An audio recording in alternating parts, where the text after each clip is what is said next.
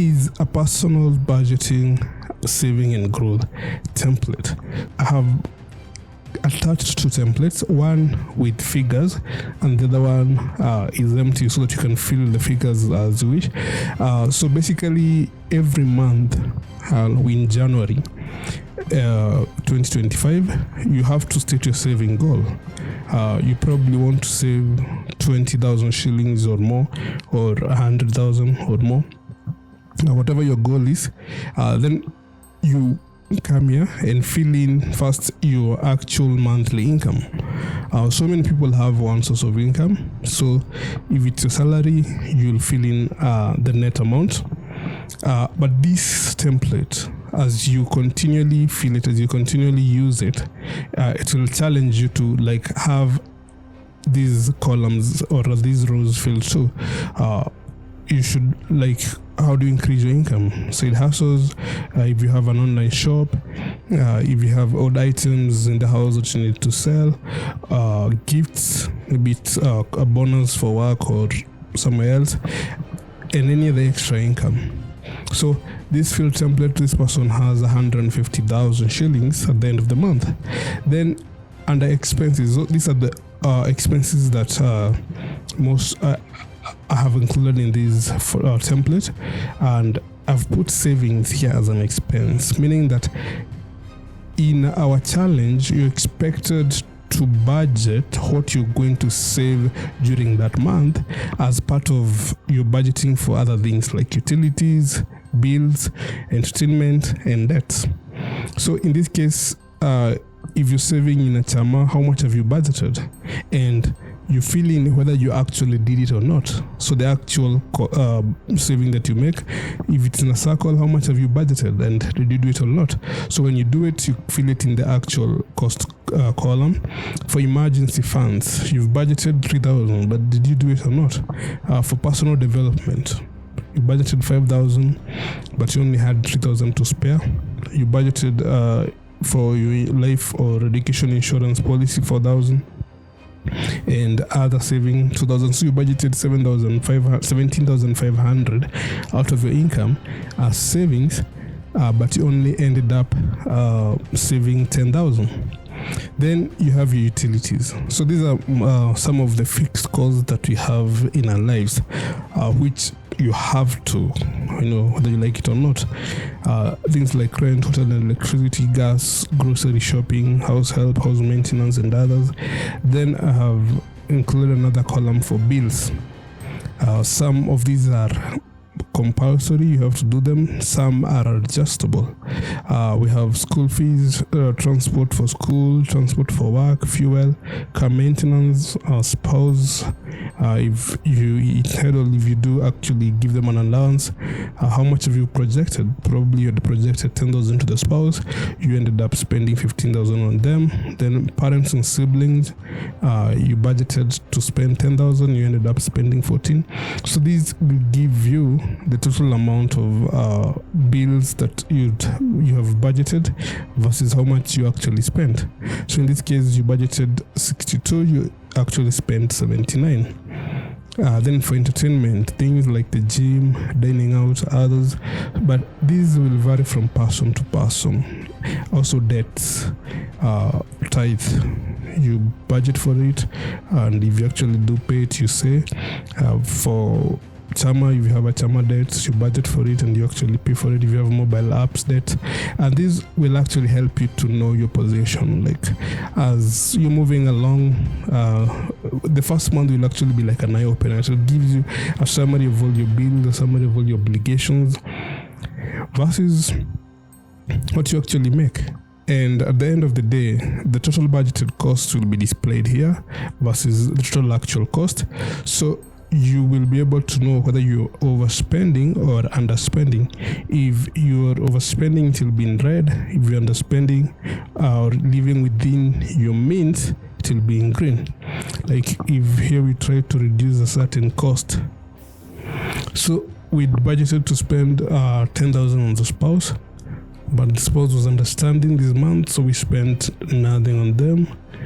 We budgeted to spend 10,000 on siblings, but they didn't ask for anything this month. So in total, we have saved about 14,000. So we are living within our means. It's green. But then again, the total cost versus the total income.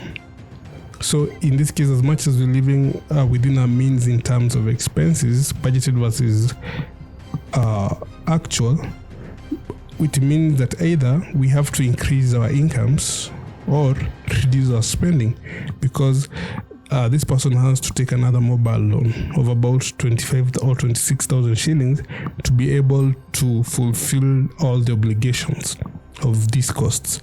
But if the costs were lower, if you're able to reduce some costs, let's see what we can reduce here.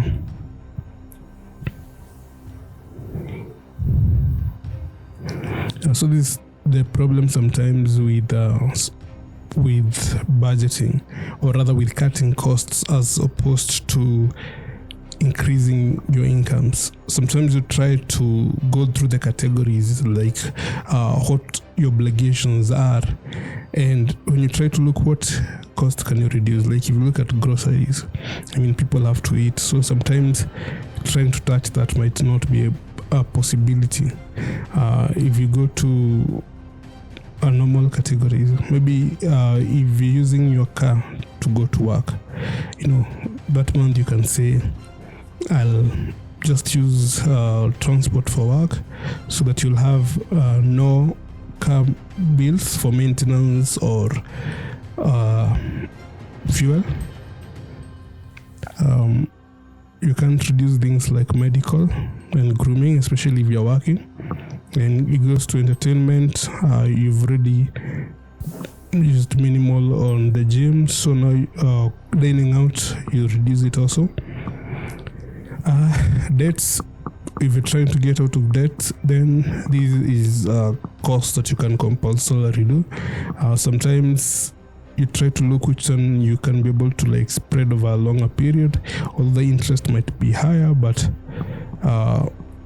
you can be able to reduce. So this will prevent you from borrowing. So now we still have an excess of 5,200.